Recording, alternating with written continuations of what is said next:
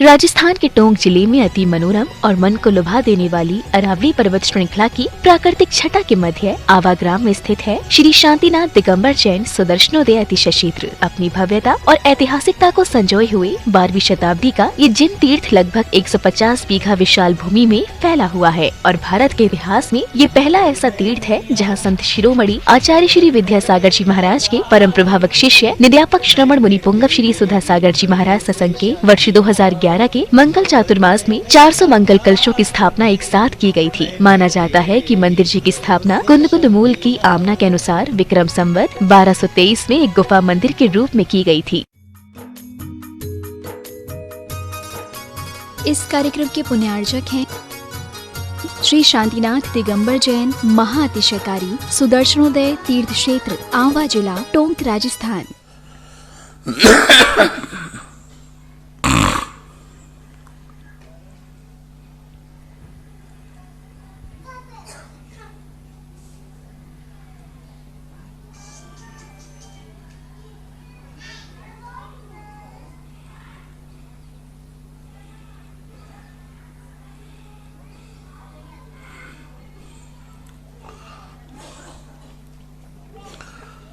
नमो हरिहन्ताणं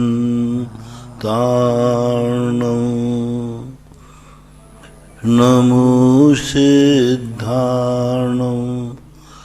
नमो आयर्याणं नमो वज्रायाणं नमो लोये सौवशाहूर्णम्। पंच परमेष्ठी भगवान की जय। आचार्य श्री गुरुवर कुंद महाराज की जय। आचार्य श्री गुरुवर विद्यासागर महाराज की जय। निर्यापक श्रमण मुनि पुंगव श्री सुधा सागर जी महाराज की, मुनिषी प्रसाद सागर जी महाराज की, आचार्य संघ की। चंद्रोदय तीर्थ क्षेत्र चांदखेड़े की सरजमी से हम सभी जिज्ञासा समाधान का लाभ लेंगे। आपको जैसा मालूम है कि 14 दिसंबर से इस चांदखेड़ी तीर्थ क्षेत्र पर संत कल्याणक होने जा रहे हैं, जिसमें त्रिकाल 24 और 20 तीर्थंकर के साथ में निर्माण कांड में प्रतिपादित जितने भी क्षेत्र हैं वहाँ से जो सिद्ध गए उन मुनिराजों की सिद्ध परमेष्ठी की मूर्ति विराजमान होने वाली है। और उसी से संबंधित पहला प्रश्न आ रहा है। भैंसादेही जिला बैतूल मध्य प्रदेश से अब एक जैन मोदी जी कह रहे हैं, नमोस्तु गुरुदेव। सभी प्रतिमा की प्रतिष्ठा होने जा रही है, लेकिन मुक्तागिरी सिद्ध क्षेत्र के तो किसी भी सिद्ध प्रभु का नाम नहीं मालूम हो तो क्षेत्र के नाम से किस भगवान की प्रतिष्ठा होगी? क्योंकि वहां 3.5 करोड़ मुनिराजाओं की वहां से मोक्ष स्थली है। और आचार्य श्री के कर कमलों से 1998 में 9 मुनि दीक्षाएं हुई थी अभय सागर आजी महाराज जी की। अपना देखो प्रयास होता है। मैं सर्वज्ञ नहीं हूं। जो जनवाणी में मिल पाता है उसको ऐतिहासिक और उसको एक चिरस्थायी बनाने का भाव करता हूँ। 1-2 स्थान ऐसे हैं निर्माण कांड में जिनमें नाम नहीं मिल रहे। अब उनके संबंध में क्या किया जाए, कैसा किया जाए, आपके पास कोई नाम हो तो भेज देना, हम कर देंगे।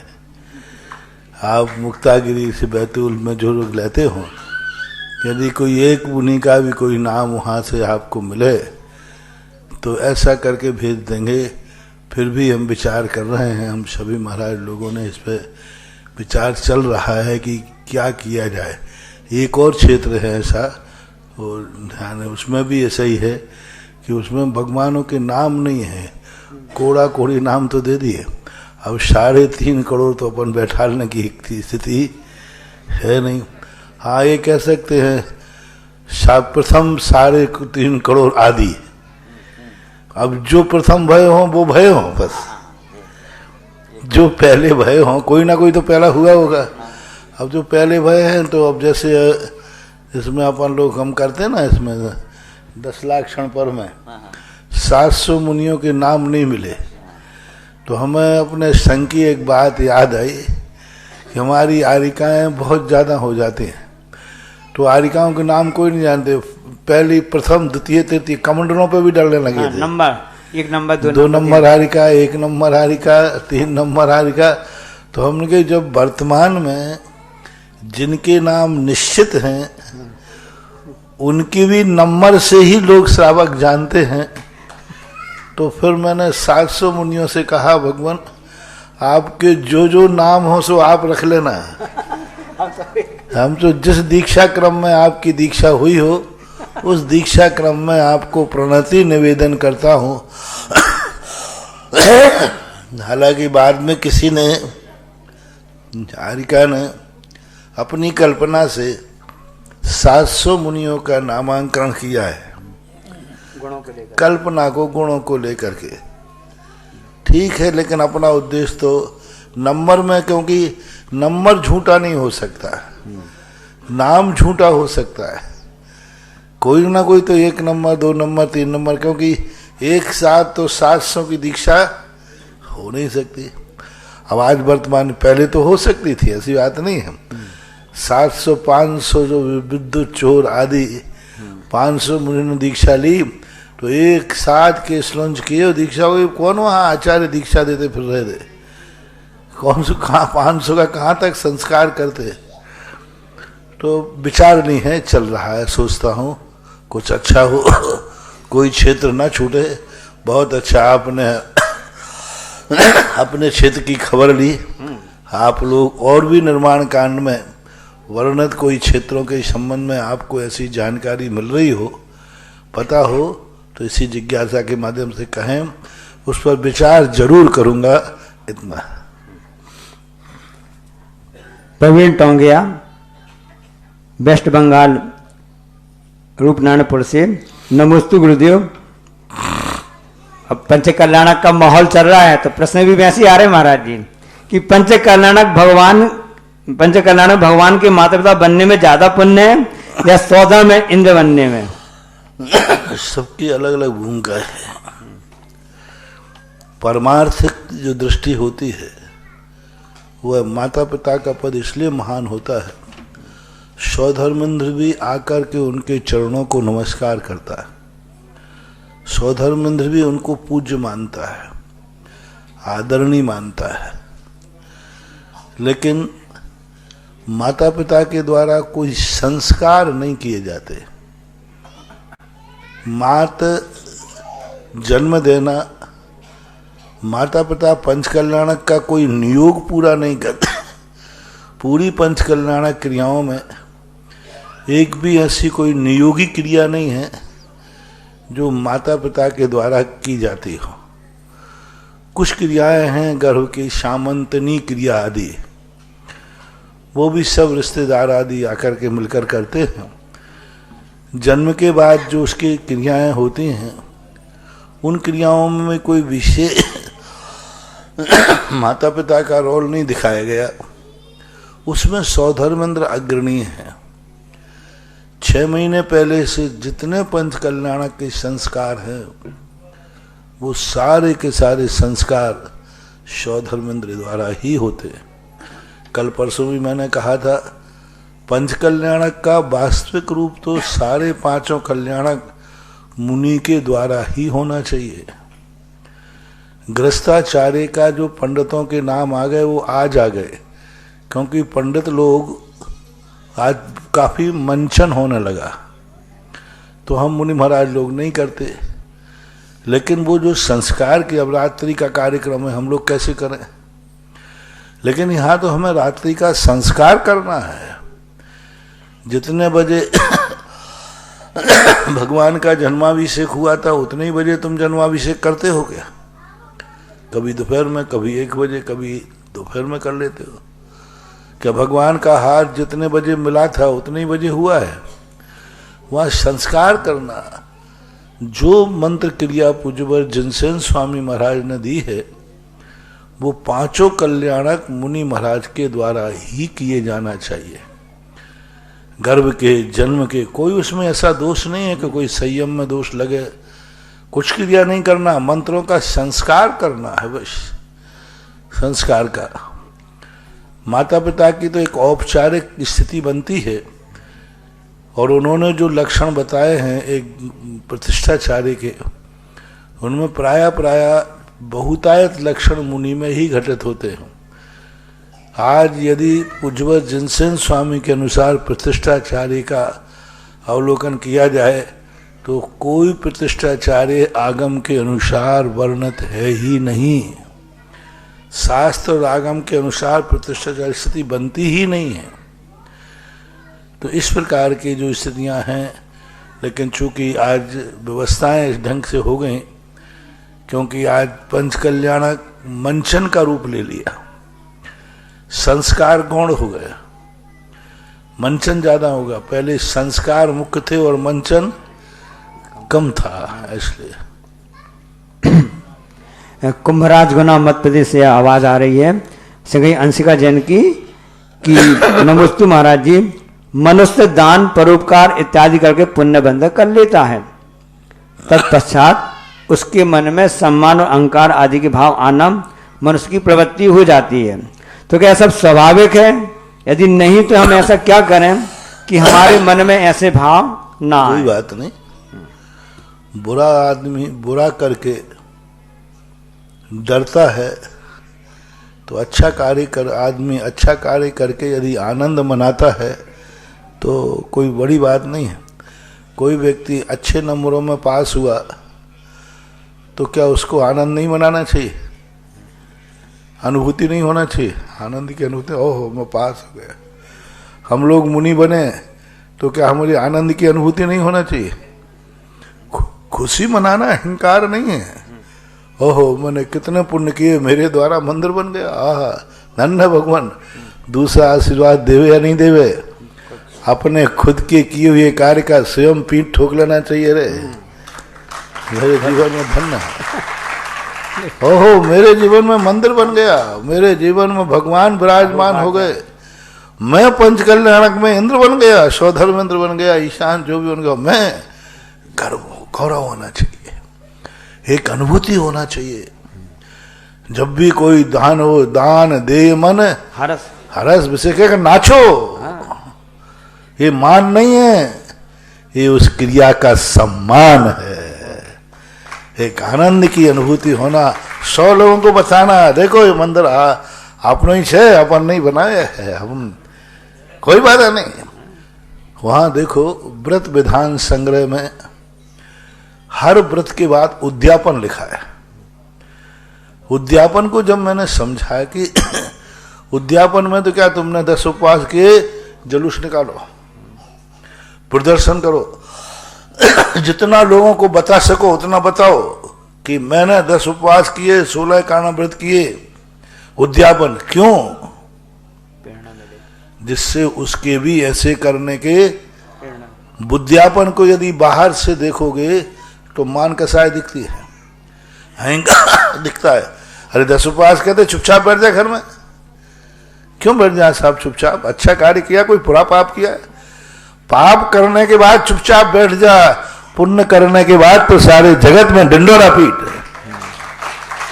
कोई पाप नहीं किया है, पुण्य किया है जी, डंडोरा पीटो। रिश्तेदार में कहो आज मेरे से बहुत बड़ा कार्य हुआ है, मैं धन्य हो गया, मेरे जीवन में कोई बाधा नहीं। मान कसाय करके ये सब बातें वही करते हैं जिनको कुछ ना देना है और ना लेना है। अरे बड़े बड़े बड़े लोग दान देते हैं मान कसाय के लिए, तो मैंने कहा भैया तू दान दे दे, मैं उससे ज्यादा तुम्हें मान दिलवाऊंगा। उसको 4 लोगों ने माला बनाई, तुझे 40 से बनवाऊंगा।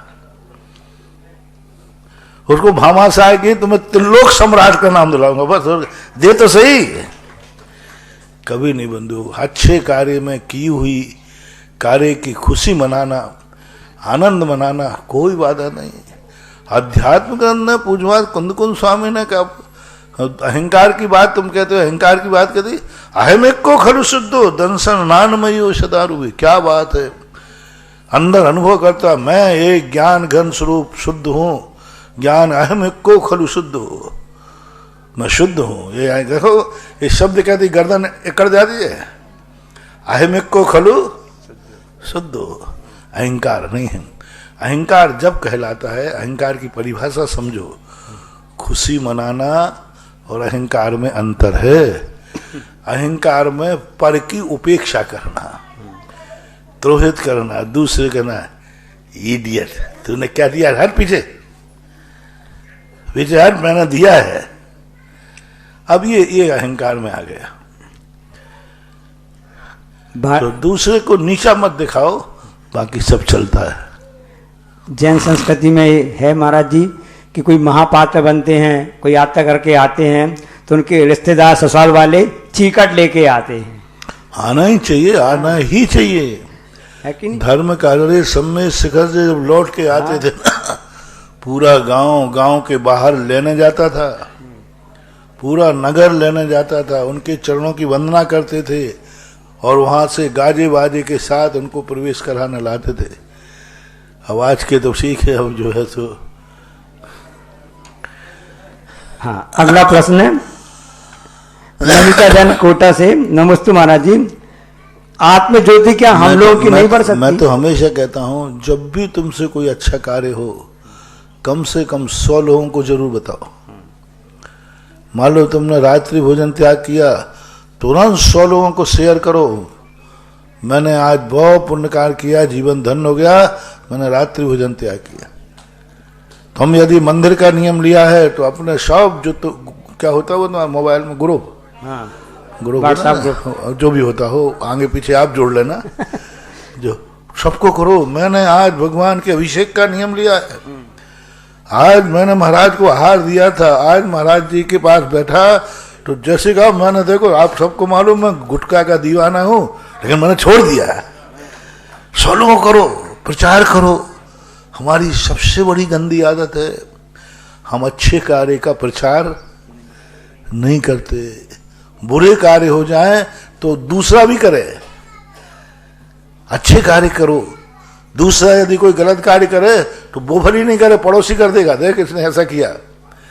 अरे पड़ोसी ने कोई अच्छा कार्य किया और पड़ोसी करे। आज हमारे पड़ोसी में ऐसा भाग्यशाली व्यक्ति रहता है जिसने इंद्र की, सौधर्म इंद्र की, कुबेर की बोली ली, पड़ोसी करे। आप बताएं, आपके पड़ोसी ने कोई गंदा कार्य किया बेटे ने, तो सही बताओ कितनों को बताओगे? तुम्हें पता और चल जाए, बोलो ना, नियम से 2-4 से तो, और यार देखो मेरे यहाँ ऐसा व्यक्ति रहता है, उसने ऐसा किया है। अच्छा, कोई वो अच्छा कार्य करके आए तो कितनों को बताओगे? बस यही तो है, निज गुण अरु पर अवगुण ढांक, ऐसा होना चाहिए। इसलिए अच्छे कार्य करो, खूब ढिंडोरा पीटो, खूब जितना उसका नाम कर सको करो। यशस कीर्ति नाम कर्म का बंद होता है, बस दूसरे की उपेक्षा नहीं, दूसरे को नीचा नहीं दिखाना। वैभव काला सूरत से। नमस्ते महाराज जी, तीर्थंकर नेमिनाथ के साथ में क्या अनिरुद्ध और पद्म में साथ में मोक्ष गए क्या? एक साथ का तो नहीं कह सकते हैं, लेकिन ऐसा उल्लेख तो नहीं कि एक साथ ही, क्योंकि उनकी दीक्षा में भी काफी अंतरकाल है। कुछ महाराज तो नेमिनाथ के मोक्ष जाने के बाद भी मोक्ष गए हैं। इन्हीं में से उनके राज्य काल को जो अपन देखते हैं, प्रद्युम्न आदि जो हैं, इन्होंने राज्य किया है। प्रद्युम्न कोई छोटी अवस्था में दीक्षा नहीं हुआ, बहुत उन्होंने राज्य किया, बहुत विवाह आदि किए हैं। तो उस अपेक्षा से एक साथ तो नहीं बनता, लेकिन गिरनार से गए हैं ये चारों कुमार, ये पक्का है। अमर पाटन से राजीव जन शिवरार्थी। नमस्ते महाराज जी, राम के वंशज राजा कीर्तिधर, उनके पुत्र सुकौशल ने अपनी मां सहदेवी की गति की किन में से बिगड़ी? जो सुकौशल की मां थी, मां की गति का बिगड़ने का मूल कारण था कि उसने ये आर्त ध्यान कर लिया, जिस बेटे के लिए मैंने पति को छोड़ दिया, धर्म को छोड़ दिया, मुनियों का आवागमन बंद करा दिया, आज वो बेटा मेरी तरफ देख ही नहीं रहा है। मतलब क्रोध भाव आ जाता है, मैं भी देख लूंगी, ऐसा भाव। क्योंकि जब अपना व्यक्ति जिसके लिए तुम सब कुछ कर दिया हो, सब कुछ निछावर कर दिया हो, उस दाने की दशा देखो सुकौशल की माता ने क्या क्या नहीं किया बेटे के लिए।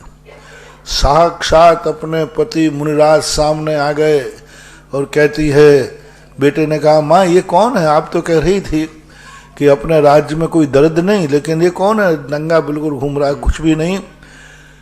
तो माता जान गई ये पति हैं, इसी देश के राजा हैं, परम पूजनीय साधु परमेष्टि हैं। और कहती क्या है, भिखारी है भिकमंगा जी, फिरे नग्र में नंगा जी, नहीं दिए किसी ने वस्त्र, इसलिए फिरे नग्र में नंगा जी। ऐसा दिल्ली वाले किशन दास जी ने क्या बहुत बुरी बेटे के लिए। और वही बेटा आज माँ को अकेला छोड़कर जा रहा है तो उसके क्लेश भाव हो गए, आर्त बहुत ध्यान इतना हुआ कि वो हालांकि उसने चला करके नहीं खाया। सुकौशल का और सुकमाल का दोनों कथाओं में अंतर है, इसलिए बैर भाव मत लेना, वो नियोग लेना। सुकमाल की भाभी ने तो देखकर जाति स्मरण किया और उसने कहा यही है मेरा देवर पूर्वभव का जिसने मुझे ये लात मारी थी। और उसको देख करके जो लात उसने दाएं पैर की मारी थी उसी पैर के अंगीठे को कहा है, पीऊंगी खून नस नस का, लेऊंगी बदला पूर्वभव का। ऐसा भाव करके और उसको खाया। और सुकौशल की जो न अपने बेटे को खाने की बात आई, उसने कोई जाति स्मरण नहीं हुआ, उसने एक सामान्य रूप से खाया। जैसे एक शेर किसी के ऊपर झपट पड़ता है, परिणाम स्वरूप खाते खाते जब वो चेहरे पर झपटा मारने लगी तो चेहरे पर झपटा मारते उसको जाति स्मरण हुआ, ओह मैंने क्या किया, ये तो मेरा बेटा है जिसके लिए मैंने सब कुछ निछावर कर दिया, आज मैं ही उसी को खा रही हूं। पश्चाताप में वह आंखों से रोने लगी। वहीं पर कीर्तिधर महाराज ने उसको संबोधन किया। उसी सुकौशल माँ की शेरनी ने 33 दिन का निराहार अन्न जल त्याग के सल्लेखना ली और स्वर्ग में गई, ऐसा माना। डॉक्टर मगन जैन आष्टा मध्य प्रदेश से। नमस्तु भगवान। आत्मा को परमात्मा बनने के दो मार्ग हैं, ज्ञान धारा और भक्ति धारा, इनका उल्लेख मिलता है। इनका स्वरूप क्या है? धाराएं दो नहीं, क्रम है। दो धाराएं कहना और क्रम कहना। भक्ति के बाद ज्ञान योग, ज्ञान के बाद स्थित प्रयोग, स्थित योग। तो ये धाराएं, दो धाराएं कहते ही दो मार्ग बन जाते हैं। सम्यक दर्शन ज्ञान चारित हमारे 3 मार्ग नहीं है, एक ही मार्ग की 3 श्रेणियां हैं कि भाई सम्यक दर्शन है। तो इसी प्रकार ज्ञान भक्ति सबसे शुरुआत की धारा है। भक्ति से शुरुआत होती है व्यक्ति की, और फिर भक्ति के बाद ज्ञान प्राप्त होता है, भक्ति के बाद ज्ञान प्राप्त होता है, और ज्ञान के बाद फिर वो स्थित प्रज्ञता प्राप्त होती है। नमिता जैन कोटा से। नमस्ते महाराज जी। आत्म ज्योति क्या हम लोगों की नहीं बढ़ सकती? यदि बढ़ सकती तो क्या उपाय किया जाए? जो है आत्म ज्योति बढ़ने के लिए तो जो भगवान ने किया सो हमने किया, जो हमने किया वो तुम करो, सो बढ़ जाएगी। उसके बिना तो तुम्हारी बढ़ने वाली नहीं। तुम्हारा ऐसा तमस स्कंध है कि जहां पर प्रकाश की किरणें भी जाना चाहें तो नहीं पहुंच पाती। आत्म ज्योति के बिना तो जिस बिना नहीं जिन राज सीजे, तू रुलो जग कीज। नमस्ते महाराज जी। प्रश्न आ रहा है कि बहुत लंबा प्रश्न है तो, उपेक्षात्मक ज्ञान, प्रतीत ज्ञान, धारावाहिक ज्ञान, सामान्य ज्ञान, सम्यक ज्ञान, मिथ्या ज्ञान, शून्य ज्ञान, केवल ज्ञान, इन सब में अंतर जानना चाहते हैं। अब ये ज्ञान अलग अलग मतावलंबियों के नाम है। पहला नाम बोल दो। पहला आभास रूप ज्ञान। आभास रूप ज्ञान जो कहलाता है, जो एक इंद्रिय आदियों को होता है उनको आभास होता है संसारी लोग। इसलिए जो क्षणिकवादी लोग होते हैं वो आभास को ही ज्ञान मानते हैं। दूसरा उपेक्षा ज्ञान। उपेक्षा ज्ञान जो जैनाचार्यों का, जैन दर्शन का सम्यक ज्ञान है, चारित्र के बाद प्रकट होता है। प्रतीति रूप जैसे ज्ञान व्यक्ति करता है, ज्ञान के बाद चारित्र लेने का भाव आए तो उसे उपेक्षा ज्ञान कहते हैं। प्रतीति रूप ज्ञान। प्रतीति रूप जो ज्ञान कहलाता है, ये सामान्य रूप से जब जिस चीज को हम प्राप्त नहीं कर पाते तो हम श्रद्धा के माध्यम से कल्पना करते हैं। सपोज कीजिए स्वप्न के अंदर व्यक्ति जैसे किसी वस्तु को खाता है, खा नहीं रहा है, लेकिन उसकी ज्ञान ऐसा होता है जिसके अनुभव में आता है कि मैं यह चीज खा रहा हूँ, मैं पहाड़ से गिर रहा हूँ, मैं चल रहा हूँ, कुछ कर नहीं रहा है, निश्चेष पड़ा है, लेकिन प्रतीति में आता है। अविरत सम्यक दृष्टि का ज्ञान प्रतीत्यात्मक होता है। धारावाहिक ज्ञान। धारावाहिक ज्ञान मिथ्या ज्ञान कहलाता है। वही वही वही वही, मतलब कोई परिवर्तन नहीं। जो नित्यवादी लोग होते हैं उसको धारावाहिक ज्ञान कहते हैं, जो मिथ्या है। सामान्य ज्ञान। सामान्य ज्ञान तो कोई ज्ञान नहीं है, सामान्य निभेदों का नाम है। ज्ञान का एक सामान्य नाम संज्ञा ज्ञान सामान्य कहलाता है। शून्य ज्ञान। शून्य ज्ञान कहलाता है, एक मत है जो कहते गुणों के अभाव का नाम ही मुक्ति है। संसार अवस्था ही में ही ज्ञान होता है और आगे जाते गुणों का अभाव होना ही, सारे गुणों का अभाव हो जाता है, वही मोक्ष है, ऐसा माना जाए। ये प्रश्न था लक्ष्मी नगर दिल्ली से कुसुमलता सोगानी, वो समझ गई होंगी कि खाली दिमाग शैतान का और खुला हुआ दिमाग भगवान का। अगला प्रश्न आ रहा है जिसमें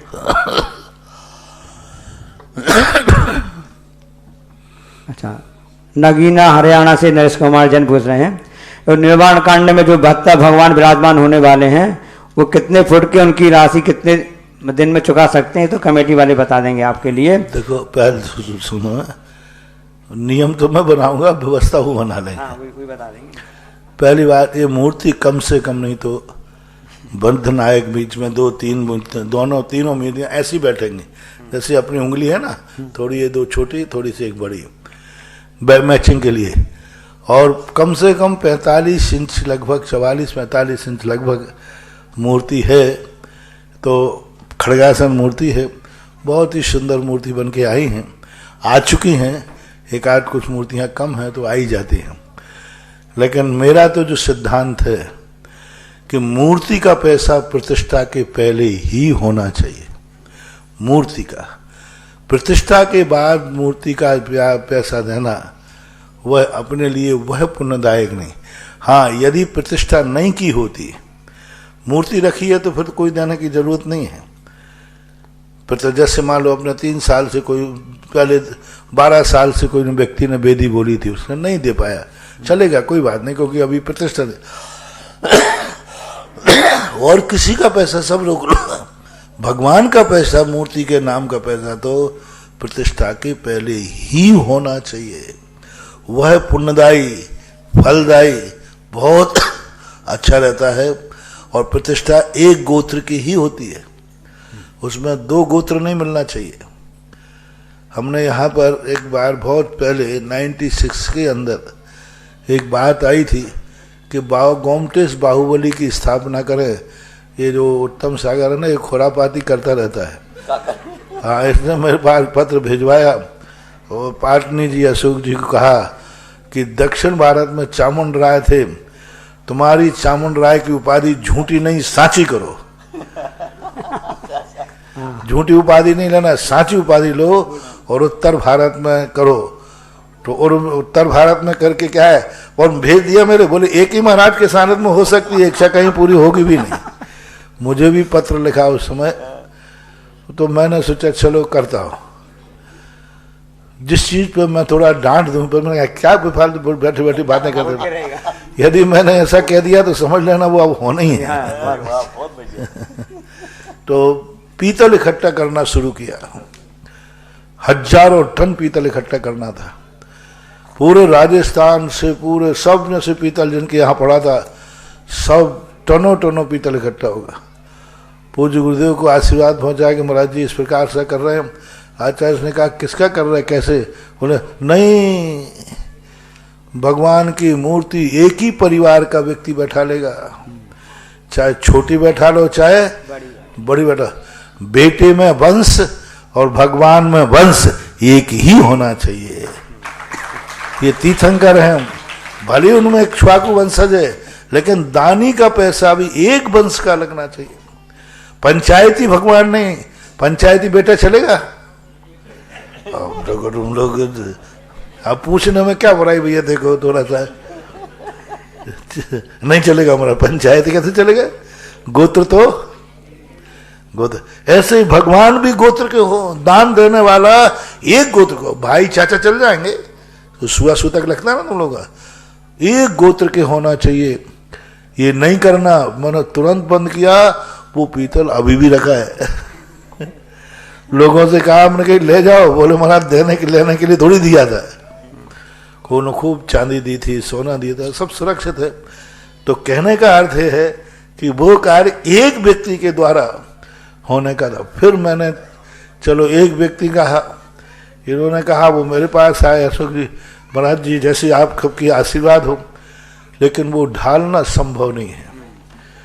इतनी बड़ी मूर्ति को ढालने के लिए खूब प्रयास किए, जर्मन जापान सबसे।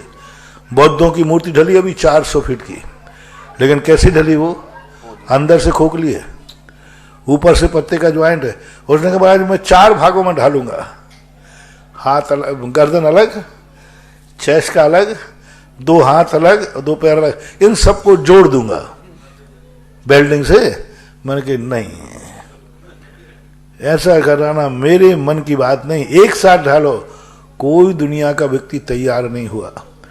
लोग पता नहीं कहाँ कल्पना कर रहे हैं। 108 फुट की मूर्ति की अभी चर्चा चल रही थी। कुछ नहीं होने वाला बंधु, सब कुछ नहीं। मैं तो थक गया। अब क्यों, कहाँ से कर रहे हैं, कैसे कर रहे हैं, मैं उनके संबंध में नहीं कह सकता। मैं तो इतना ही कह सकता हूँ, ये असंभव जैसा बात है।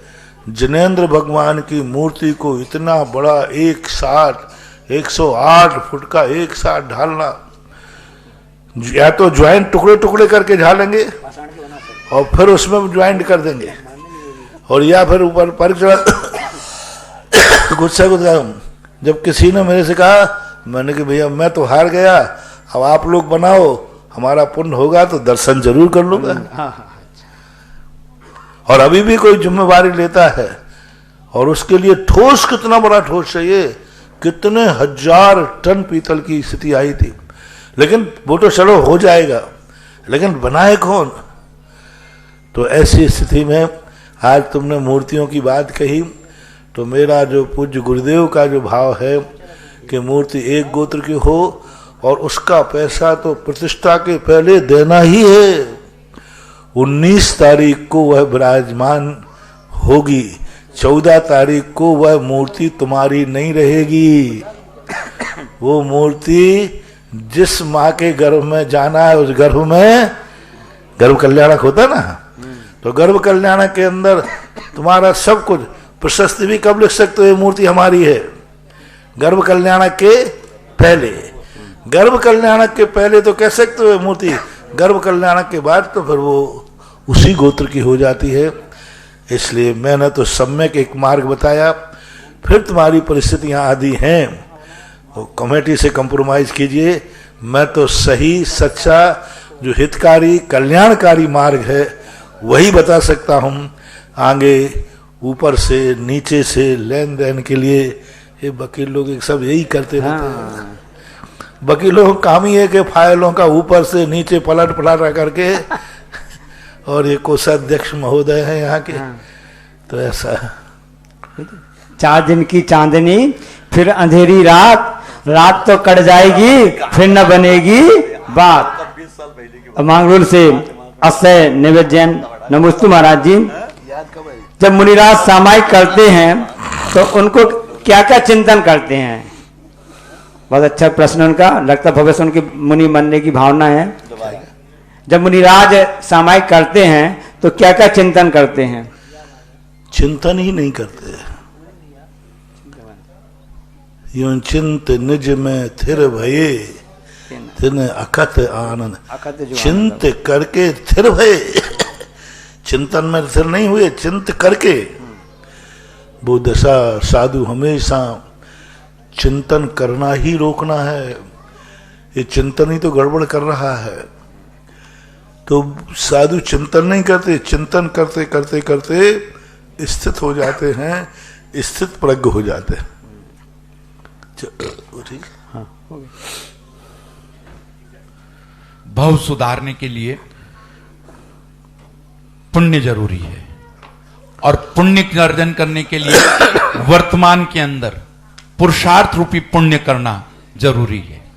जो भी महानुभाव 14 दिसंबर से 19 दिसंबर के होने वाले पंच कल्याण निर्यापक श्रमण मुनि पुंगव श्री सुधा सागर जी महाराज सत्संग के आशीर्वाद में जो भव्य पंच कल्याणक होने जा रहा है, पुण्य अर्जन करना चाहते हैं, निर्माण कांड की जो आज अभी जिज्ञासा में आया था, मूर्तियों का पुण्य अर्जन करना चाहते हैं, 5 कलश की राशि से मात्र हमारे पास में 5 नाम शेष बचे हैं।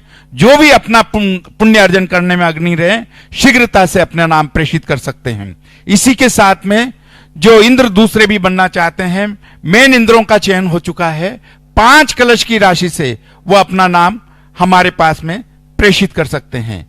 प्रथम जिज्ञासा के लिए आमंत्रित है शेखर जी बढ़जातिया नसीराबाद, और तैयार रहेंगे सुषमा जी जैन अलीगढ़। आज देवादिदेव जिनका नाम मैंने लिया है वो आगे की तरफ पधार जाए। देवादिदेव श्री आदिनाथ भगवान मूल नायक भगवान की शांति धारा का पुण्य अर्जन किया है। श्री राजीव मंजू गायक संगीत सपरिवार जयपुर 1 कलश 11 श्रीफल की राशि से। श्री प्रकाश चंद विशाल विकास सम्यक शकुन सुनील मोनिका रीना शिखा इंदौर 1 कलश 11 श्रीफल की राशि से। मूर्ति का पुण्य अर्जन किया है। निर्माण कांड का गुप्त दान के रूप में एक आया है, यहां विराजमान है। उनसे निवेदन मकरोनिया वाले पधारें, गुरु चरणों में श्रीफल भेंट करके आशीर्वाद प्राप्त करें। दूसरा पुण्य अर्जन किया है चीतरमल जी, चंद्रकला जी, पारस, निशा, मनोज, सोनल, लाभांश, कथन, रौनक, एकता जैन, कागला परिवार खानपुर पधारें। तीसरा पुण्य अर्जन किया है श्री सत्येंद्र जी नजा, श्रीमती शुभांगी नजा, कुमारी श्रुति नजा, कुमारी सेजल नजा, श्री रमेश चंद जी, गुलाब चंद जी नजा परिवार ललितपुर ने 5 कलश की राशि से पुण्य अर्जन किया है। जो कागला परिवार है वो भी पधारे। और निवेदन इसी के साथ में आज इंद्र और इंद्राणी बनने का पुण्य, आगे चलें, गुरु चरणों में श्रीफल भेंट करके आशीर्वाद प्राप्त करें। श्री सन्मति कुमार, नीरज कुमार, श्रेयांश कुमार, योगेश, ऋषभ, गौरिक, भगवान स्वरूप, पदम कुमार जी देवरई वालों ने पुण्य अर्जन किया है 5 कलश 11 श्रीफल की राशि से। देवरी वाला परिवार भगवान स्वरूप जी का यहां पर हो, कृपया पधारे। निवेदन गुरु चरणों में श्रीफल भेंट करके आशीर्वाद प्राप्त करें। श्रीमती शांति देवी, देवेंद्र कुमार कागला, कुमारी कुमार, मीना जैन, नीलेश जैन, अभिषेक, अनिकेत, आयुषी, विदुषी जैन, वंदित जैन खानपुर ने भी पुण्य अर्जन किया है 5 कलश 11 श्रीफल की राशि से। जिन्होंने भी पुण्य अर्जन किया है, अगर वो यहां पर विराजमान हैं, कृपया पधारें, गुरु चरणों में श्रीफल भेंट करके आशीर्वाद प्राप्त करें। भगवान स्वरूप जी पधारें। और कमेटी का मेरा अनुरोध विमल जी भाई साहब से और प्रवीण जी से, जिन्होंने भी पुण्य अर्जन करा है उनका तिलक माला से और पगड़ी धारण करा के अभिनंदन करें। बढ़जात्या जी नसीराबाद, और तैयार रहेंगे सुषमा जी जैन अलीगढ़। नमोस्तु महाराज जी। महाराज जी, कुछ दिन पूर्व आपने प्रवचन में कहा था कि यदि कोई भी धार्मिक क्रिया करते हुए संसार को यदि ध्यान में रखोगे तो संसार की समस्याएं तो मिट जाएगी, लेकिन धर्म और पुण्य में कमी आएगी। तो महाराज जी, हमारी समस्याएं तो इतनी है कि शांति धारा का अगर कलश भी हाथ में है तो कुछ ना कुछ समस्याओं के निराकरण के लिए ही है। तो महाराज जी, क्या फिर खाली हाथ ही लौटेंगे क्या यहाँ से? बात का बात पूरा नहीं सुना तुमने। ऐसी बात बहुत अच्छी। हमने ये कहा था कि संसार की को ध्यान में रखकर, लक्ष्य को रख करके, फिर से सुनना, संसार को लक्ष्य को रख करके ही क्रिया करोगे तो संसार की समस्याएं तो मिट जाएंगी, पक्का है, लेकिन परमार्थ की सिद्धि नहीं होगी। क्यों? क्योंकि परमार्थ की तुमने दृष्टि रखी ही नहीं। ये भी कहा था हमने कि परमार्थ की सिद्धि का लक्ष्य रखो और कहो प्रभु परमार्थ की सिद्धि तो जब कर पाऊं, पहले संसार की समस्याओं से निवृत्त हूं, तो सिद्ध लक्ष्य रखो परमार्थ का। और समस्या के समाधान के लिए मैंने कितने बार कहा, गृहस्थ यदि अपनी सांसारिक समस्याओं की कामना धार्मिक क्रियाओं में करता है तो वो शून्य नहीं है, मिथ्या दृष्टि नहीं है, साक्षात मोक्ष का कारण नहीं है, वह परंपरा से मोक्ष का कारण है। पहले वो चाहता है कि मेरे संसार की समस्याएं निपटें। परमार्थ जाना है कि नहीं? बहुत महाराज जाना है, ऐसी बात नहीं है, निषेध तो नहीं कर रहा है ना, तो उसको पुण्यबंध बराबर होगा, परमार्थ की सिद्धि भी होगी। क्योंकि ऐसा कोई व्यक्ति नहीं है जिसने सांसारिक समस्याओं का समाधान धर्म से नहीं खोजा हो, चाहे छायक सम्यक दृष्टि चक्रवर्ती क्यों ना हो। प्रथमान युग के ग्रंथों में देखो, सभी राजा महाराजा धर्म कार्यों के लिए, संकट दूर करने के लिए धर्म कार्य करते आए हैं, ऐसी कोई बात। लेकिन मार्ग तुम कहना परमार्थ से हमें कोई लेना देना नहीं, मोक्ष से हमें कोई लेना देना नहीं, तो उनके लिए मैंने कहा था पुण्य तो बंधेगा, ऐसी बात। नमोस्तु। स्वर्गीय श्री जय भगवान जी की पुण्य स्मृति में संजय कुमार गीता अभिनव जैन सब्जी मंडी वाले गोहाना जिला सोनीपत हरियाणा ने एक कमरे का पुण्य अर्जन किया है 5 कलश 51 श्रीफल की राशि से। इसी के साथ में श्री नीरज जी, सुषमा, निशिता, निधिता जैन अलीगढ़ वालों ने भी 5 कलश की राशि से पुण्य अर्जन किया है। और इसी के साथ नीरज जी, सुषमा, निधिता जैन अलीगढ़ वालों ने 1 कलश की राशि से सदस्यता ग्रहण करिए। कृपया पधारें सुषमा जी अलीगढ़, और उसके पश्चात में जो इन्होंने भी पुण्य अर्जन किया है वो गुरु चरणों में श्रीफल भेंट करके आशीर्वाद प्राप्त करें। माइक वहीं रखा हुआ होगा। अच्छा। तब तक अगली जिज्ञासा के लिए आ जाएं जिया जैन कुंभराज, आगे आ जाएं शीघ्रता से। जिया जैन कुंभराज। मेरे परम आराध्य गुरु, आपके चरणों में मेरा और मेरे परिवार का बारंबार नमोस्तु नमोस्तु नमोस्तु। भगवान, मेरी जिज्ञासा ये है कि धर्म और पुण्य में क्या अंतर है और हम हमारा पुण्य कैसे बढ़ाएं? धर्म एक वो वस्तु है जो हमें वास्तविक सुख की तरफ ले जाती है, जो वास्तविक सुख का दर्शन कराती है। पुण्य वह वस्तु है जो हमें वहां तक ले जाने में सहयोग कर सकता है। पुण्य समस्याओं का समाधान है और धर्म समस्याओं से ऊपर उठने की बात है। पुण्य करने वाला व्यक्ति पुण्य समस्या का समाधान कर देगा, लेकिन समस्या का समापन नहीं कर सकता, समस्या को मिटा नहीं सकता। जैसे किसी ने बीमार हुआ, औषधि ले ली तो वो स्वस्थ हो गया कि नहीं, लेकिन पुनः बेटा बीमार हो सकता है कि नहीं? ये पुण्य है। पुण्य का काम है औषधि के समान, फिर से बीमारी आ जाएगी, पुनः संसार में भटकता रहेगा। पुण्य में कभी अच्छी ऊंचाई स्वर्ग पाएगा, मनुष्य पाएगा, अच्छा कुल पाएगा, फिर पुण्य खत्म हो जाएगा तो फिर दुर्गतियों में जाएगा। और धर्म वो है जो समस्याओं से ऊपर उठा देता है। जो समस्या के है उस समस्या को वो लाने ही नहीं देगा, आगे ऐसी दशा बना देगा, काले कल्प शते पीछा गते शिवानाम न च विक्रिया लक्ष्यम। 3 लोक में कितना भी प्रलय मचता जाए, कितना भी कुछ होता जाए, धर्म ऐसे स्थान पर जाके बैठाल देगा जहां समस्याएं आएंगी ही नहीं। इतना धर्म और पुण्य में अंतर जानना चाहिए। सुषमा जी जैन अलीगढ़, जिन्होंने आज एक कमरे का भी पुण्य अर्जन किया और यहाँ की सदस्यता भी ग्रहण करी 1 कलश राशि से, 5 कलश की राशि से कमरे का पुण्य अर्जन किया। बहुत बहुत आपके पुण्य की अनुमोदना सुषमा जी जैन अलीगढ़। और तैयार रहेंगे कनकमल जी जैन करवर। नमो नमोस्तु मेरे इष्ट गुरुदेव को मेरा बारंबार और मेरे परिवार की तरफ से बारंबार नमोस्तु नमोस्तु। महाराज जी, मेरा प्रश्न है कि अगर किसी मंदिर में सिर्फ मंगलाष्टक पढ़ा जाता और कोई अभिषेक की विधि पूर्वक क्रिया नहीं होती, सिर्फ तुमसे लागी लगन जैसा भजन पढ़ के या महावीर स्तोत्र पढ़ के अभिषेक कर देते, और जहाँ पे एक सबसे नीची जाति की बहू घर में आई हो वो ही भगवान रोज उठाता है, तो ऐसे मंदिर में अभिषेक करना चाहिए कि नहीं? पहली बात तो है नाना मामा से काना मामा, कम से कम अभिषेक हो रहा है, एक बात। दूसरी बात है विधि पूर्वक करना ही श्रेष्ठ है, विधि पूर्वक करना ही श्रेष्ठ है। नहीं करता है तो उस गंधोदक में अतिशय नहीं आएगा, शक्ति नहीं आएगी। एक लोटा ढालना है तो ढाल देंगे। कई लोग तो भगवान को अभिषेक करते थे ना पहले, भगवान के 1008 कलशों की जय हो, भगवान की नहीं 1000 कलशों की जय बोल के ही कर देते थे, गलत है। और ऐसी नीच जाति आदि की लाई है। अब ऐसा व्यक्ति यदि कर रहा है तो उसकी गुंडागिर्दी है।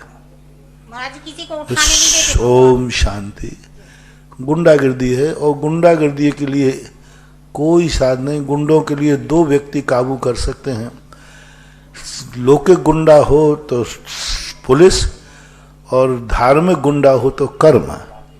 उसको कर्म उसको ऐसी सजा देगा कि एक दिन वो अभिषेक करने लायक ही नहीं रहेगा, क्योंकि जब उससे गलत कार्य हो चुका है, ठीक है उसकी मजबूरी रही होगी, मैं उस पर कोई आक्षेप नहीं करूँगा।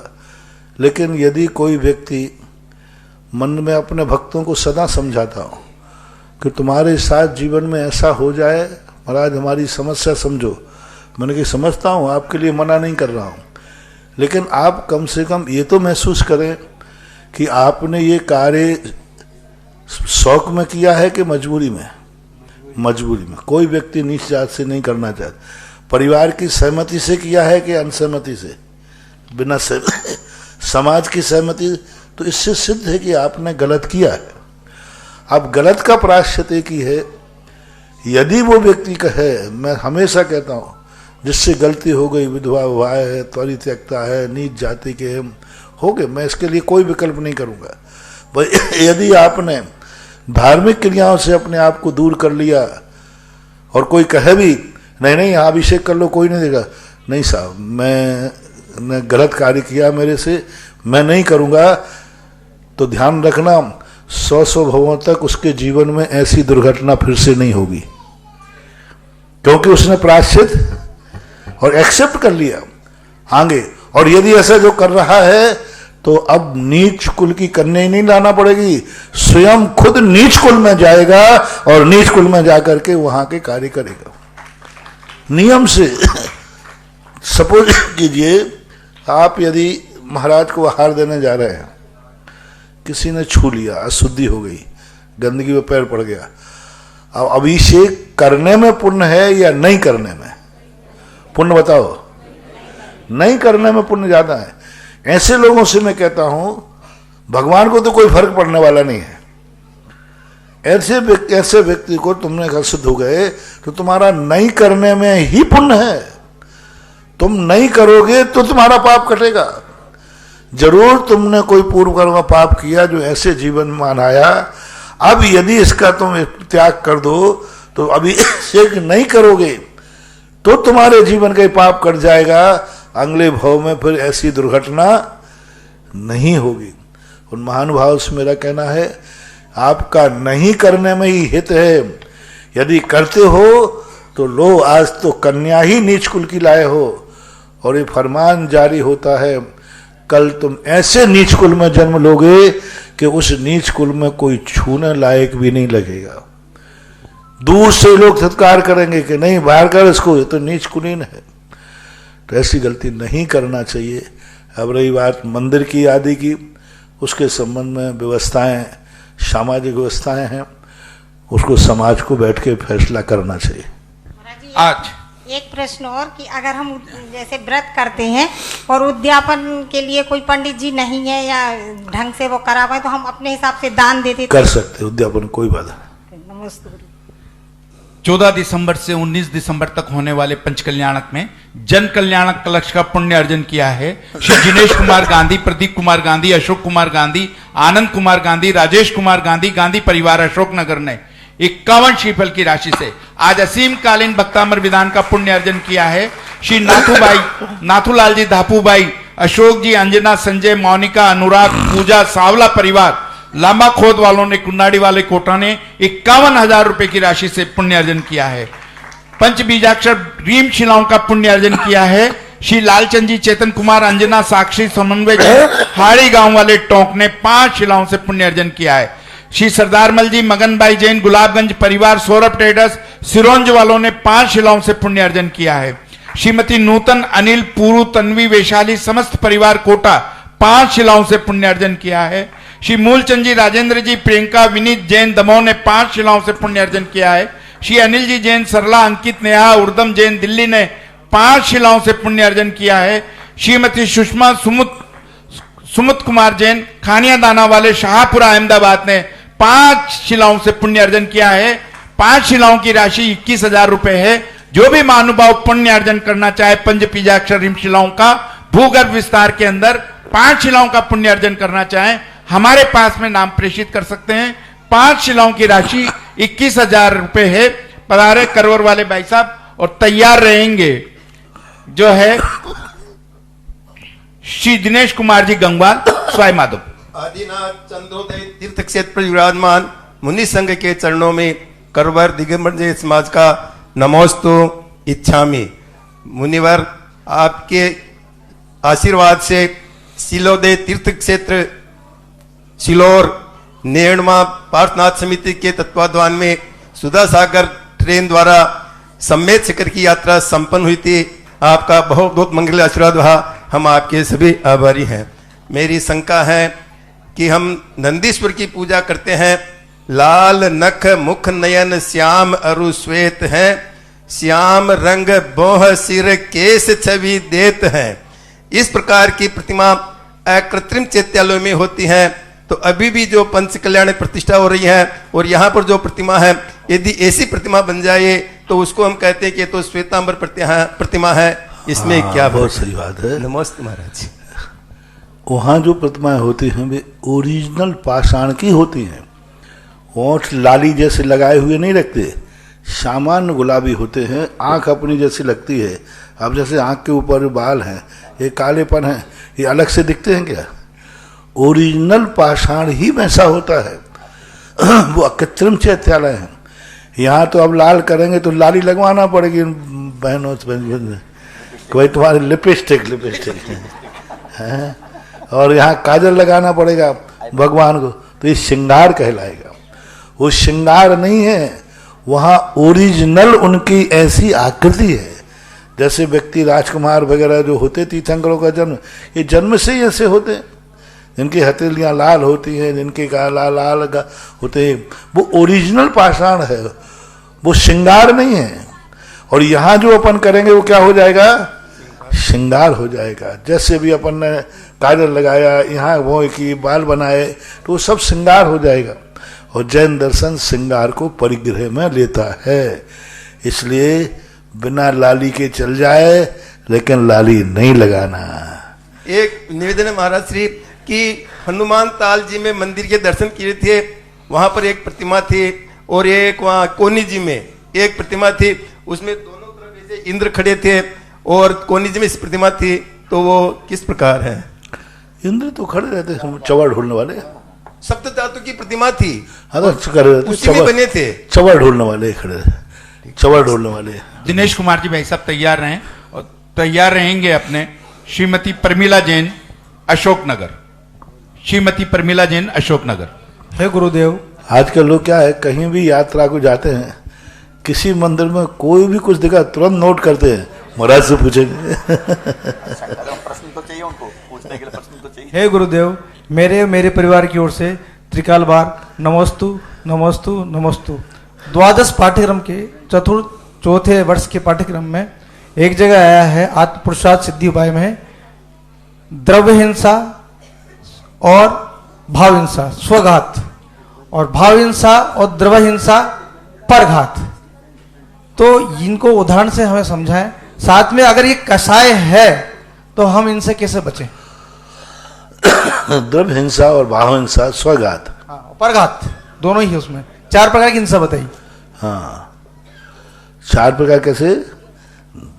भाव हिंसा, स्वघात, द्रव्य हिंसा, स्वघात, फिर भाव हिंसा, परघात। ठीक ठीक ठीक, आ गया समझ में। द्रव्य और भाव के अंदर स्वघात से कभी कभी व्यक्ति अपने आप में परिणामों में इतना संकलेश कर लेता है, मरना नहीं चाह रहा है, लेकिन क्रोधादि भाव इतने कर लेता है कि भावों से उसके प्राणों का घात होता है। पूज्य अकलंक स्वामी महाराज ने राजवार्ते के अंदर संकलेश परिणामों से आप घात भी होता है। मरना नहीं चाहा, लेकिन क्लेश इतना कर लिया कि हार्ट अटैक हो गया, क्लेश इतना कर लिया कि ब्रेन हेमरेज हो गया। जीना चाहता था, लेकिन भावों से हिंसा हुई। कभी कभी व्यक्ति अपनी जिंदगी से ऊब करके प्राणों का घात कर लेता है, मर जाता है, तो द्रव्य घात कहलाता है। दूसरा, बीड़ी सिगरेट पीने वाले, ये आत्मघाती है। आत्मघाती मरना नहीं चाह रहे, लेकिन भाव आत्मघात से वो कर रहे हैं। शराब पीना, गुटखा खाना, ये सिगरेट पीना, क्रोध करना आदि, ये सब अपने आत्मघात का ही घातक हैं। और परघात का अर्थ होता है दूसरे जीवों को मारने का भाव करना। मार नहीं रहे हो, लेकिन ऐसी क्रिया कर रहे हो कि वो मरेंगे तुम्हारे द्वारा, और तुम्हें मालूम है कि इसमें मर रहे हैं, फिर भी भावों से और कई बार कसाय के आवेश में आकर किसी को मार देते हो।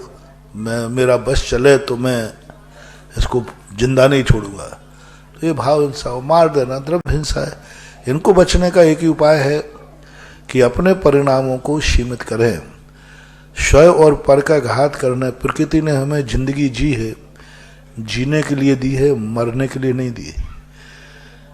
आत्मघात के ऊपर जब लोगों ने बहुत प्रयास किया उस समय संलेखना के समय, मैंने कि जैन दर्शन आत्महत्यारा हो ही नहीं सकता। जिनका मूल सूत्र है जियो, और मूल सूत्र ही है मरो और मरने तो नहीं है। हमारे यहाँ तो ये कहा है जब मौत आ ही रही है तो संकलेश मत करो। इसलिए अपने परिणामों को वस्तु स्वरूप विचार करके जीवन मिला है, जीने के लिए जियो। दूसरा भी जिंदगी दुनिया में आया है जीने के लिए, उसको भी जीने दो। ये अष्ट कुमारियों का पुण्य अर्जन किया है पंच कल्याणक के अंदर। कुमारी दिव्या जैन कुमराज, कुमारी गाथा कागली पुत्री श्री अमित कागला जी, पद्म कुमार कागला, कथा कागला, कागला परिवार खानपुर, कुमारी सारिका जैन कस्बा थाना, कुमारी पूर्वी जैन पुत्री डॉक्टर राजेश जैन, कुमारी मनोज्ञा जैन, कुमारी कनिका पुत्री श्री गजेंद्र जैन, कुमारी रिद्धि जैन पुत्री श्री आनंद जी जैन, कुमारी सिद्धि जैन पुत्री श्री आनंद जी जैन, कुमारी देशना जैन पुत्री श्री गिरीश जी जैन कुमराज, कुमारी आयुषी जैन पुत्री श्री महेश जैन कुमराज तैयार रहेंगे। और इसमें 8 का ही संख्या नहीं रहती। हमें शास्त्रों में लिखा है 99 कुमारियां होती हैं। एक का और 56 कुमारियों का तो कहीं उल्लेख मिला नहीं, 48 का और 99 का मिला है। ये 8 अपन ऐसे ले लेते हैं, 8 ग्रुप होते हैं। हाँ, ये मुख्य का ले लिया, एक एक में 4-4। एक जैसे कुमारी है तो 4 कुमारियां भगवान माता का श्रृंगार करेंगी, 4 कुमारियां माता के लिए भोजन की व्यवस्था करेंगी, 4 कुमारियां माता का स्नान कराएंगे, रात कुमारियां जात कर्म करेंगी, कुमारियां उनको शिक्षा देंगी। तो ये 4-4 का है। जब मैंने पढ़ा था कि 8 ही क्यों, तो आप जितने भी बनना चाहें 8 ही मुख्य हैं और उसी जाति के। उसमें ऐसा नहीं लगा कि ये गणनी होती है, जितने भी आती हैं अष्टकुमारियां उतना ही अच्छा है, 99 तक आ सकती हैं। जो भी महानुभाव अपनी बेटियों को पुत्रियों को अष्ट कुमारियों के रूप में पुण्य अर्जन करना चाहें, कमेटी के पास में वो अपने नाम प्रेषित कर सकते हैं। भाभी साहब तैयार रहें और उसके बाद में तैयार रहेंगे रीना जी कांसल 12 शिवानी। मेरे आराध्य गुरुदेव को मेरा और मेरे परिवार का कोटि सा नमन, नमोस्तु नमोस्तु नमोस्तु। हे भगवान, मैं अपने जीवन में जो उतार चढ़ाव आते हैं उनसे हताश हो जाता है इंसान, तो उनसे कैसे संभाला जाए? 24 घंटे में आपके परिणामों में कितने उतार चढ़ाव आते हैं। जीवन का तो छोड़ो, सुबह आपका कितना अच्छा परिणाम होता है और थोड़ा ही प्रतिकूल चल जाए तो ऐसे क्रोध में परिणाम आ जाता है कि मर जाए और मार डाले। तो परिणामों के उतार चढ़ाव को रोको तो कर्म का उतार चढ़ाव रुक जाएगा। परिणामों में तो हमारा इतने उतार चढ़ाव हैं कि कभी कभी इतना परिणाम अच्छा आवे कि बहुत ऊंचा, और उसी दिन तुरंत दीवार इतने निकृष्ट परिणाम आवे कि संभाले से नहीं संभले। तो अपने परिणामों में साम्यता लाओ। जैसे वातानुकूल लोगों ने आजकल अपने सब आपसों को वातानुकूल कर दिया, 35 पर टेम्परेचर फिक्स कर दिया। गर्मी सर्दी और बरसात कैसे ही हो, टेम्परेचर कितना जो भी आप तय कर देते ना, ऐसे ही परिणामों का टेम्परेचर फिक्स कर दो। चाहे विपरीत बात मिले चाहे अनुकूल बात मिले, हमारे परिणामों का टेम्परेचर फिक्स रहेगा तो फिर जिंदगी भी फिक्स हो जाएगी। रीना कांसल और तैयार रहेंगे माधव जैन कुंभराज। नमोस्तु महाराज जी, मेरे और भारत की तरफ से नमोस्तु नमोस्तु नमोस्तु। महाराज जी, हम तीर्थ क्षेत्र जाते हैं, देखते हैं काफी कई प्रतिमाएं जी एकदम सांवली हो जाती हैं, ध्वज काले हो जाते हैं, तो उस टाइम देख के विकल्प आता है, लेकिन हम कुछ कर नहीं सकते। महाराज जी समाधान करें। पहले अभिषेक बहुत कम लोग करते थे, लेकिन आपकी प्रभावना से अत्यधिक लोग अभिषेक करने लगे। ऐसा कुछ आप मतलब आप सुझाव करें कि जो प्रतिमा सांवले होती तो अभी उनके मंजन के लिए भी लोग के भाव रहे। कहा है, बताया है उनको, हर महीने 15 दिन में आप लोग भी अपने शरीर को प्रतिदिन अलग स्नान करते हो, 8-15 दिन में विशेष स्नान तो करते ही हो भाई, विशेष रूप से। और आप महिलाएं तो विशेष रूप से प्रतिदिन की शुद्धि अलग है और कभी कभी की शुद्धि। आप लोग भी गृहस्थों में वो होता है ना, कौन सा दिन आता है, संक्रांति का, संक्रांति के दिन विशेष स्नान करते हो। तो भगवान को भी 8-15 दिन के अंदर कोई एक ऐसा विशेष लेप से, जैसे लौंग का लेप है, रीठा है, इमली, जो भी आप तरीके हैं साफ करने के, ये सोनार जो होते ना, ये सोनार ये बता देते हैं।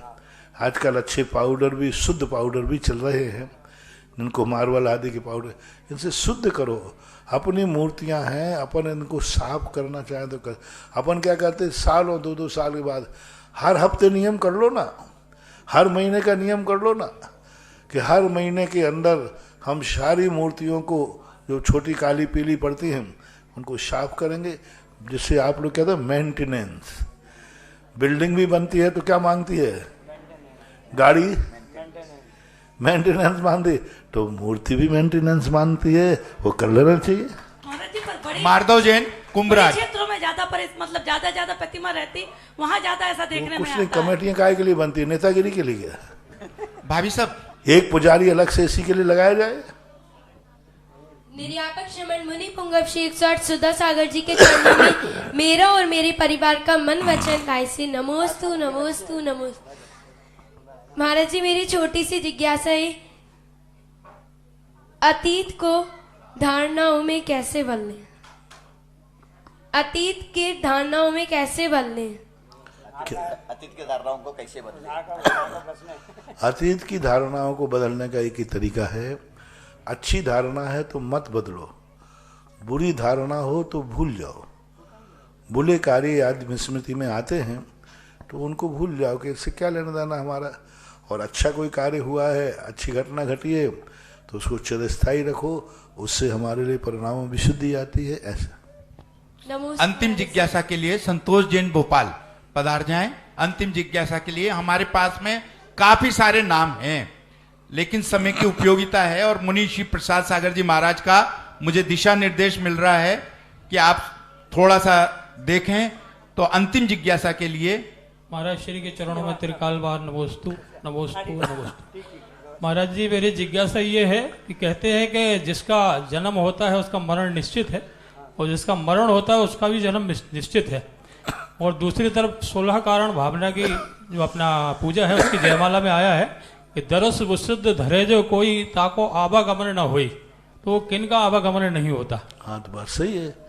इन लोगों का नहीं होता। जिनका आगमन हुआ है उसका निर्गमन तो है, लेकिन निर्गमन जिनका होता है उनका जन्म निश्चित नहीं है। हमारे जैन शास्त्रों में उसे निर्वाण बोलते हैं। व्यक्ति जन्मता है, तीर्थंकर आदि जन्म हुए हैं, लेकिन इनका मरण भी हुआ। मरण होने के बाद इनका जन्म नहीं हुआ, तो इसी को तो निर्माण बोलते, इसी तो मोक्ष बोलते। इसी आवागमन को तो लोग मिटने के लिए हम लोग मुनि बने हैं, कि मुनि बने के बाद धीरे धीरे करके हम लोगों का आवागमन मिट जाएगा। तो मरण के बाद जन्म हो ऐसा नियम नहीं है, जन्म के बाद।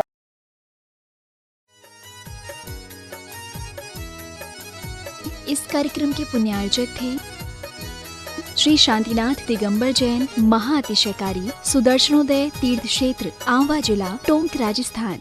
भव्य पंच कल्याणक भी किया गया और क्षेत्र को पूज्य मुनिश्री ने नाम दिया श्री शांतिनाथ दिगंबर जैन अतिशय क्षेत्र, सुदर्शनोदय आवा। और साथ ही साथ ये भी बतलाया कि ये तीर्थ सर्वाधिक 4 लाख एनर्जी वाला इस धरा का सबसे अधिक चमत्कारी तीर्थ है। इस तीर्थ का ये परम अतिशयकारी प्रभाव है कि कुछ दिन ठहरने से एवं यहाँ विराजमान श्री 1008 भगवान शांतिनाथ जी की अति प्राचीन प्रतिमा के मंगल अभिषेक एवं पावन शांति धारा के प्रभाव से असाध्य रोग भी ठीक हो, शहरी कोलाहल से दूर एकांतमय साधना के लिए उत्तम इस तीर्थ क्षेत्र में आने वाले यात्रियों के लिए आवास व भोजन की समुचित व्यवस्था है। आप सभी साधर्मी बंधुओं से अनुरोध है कि आप भी सपरिवार महाअतिशयकारी श्री शांतिनाथ दिगंबर जैन सुदर्शनोदय तीर्थ क्षेत्र आवा में पधार कर प्रभु दर्शन कर सुख शांति और समृद्धि प्राप्त करें और तीर्थ की भव्यता के लिए निरंतर जारी निर्माण व विकास कार्यों में सहभागी बन सातिशय पुण्य लाभ लें।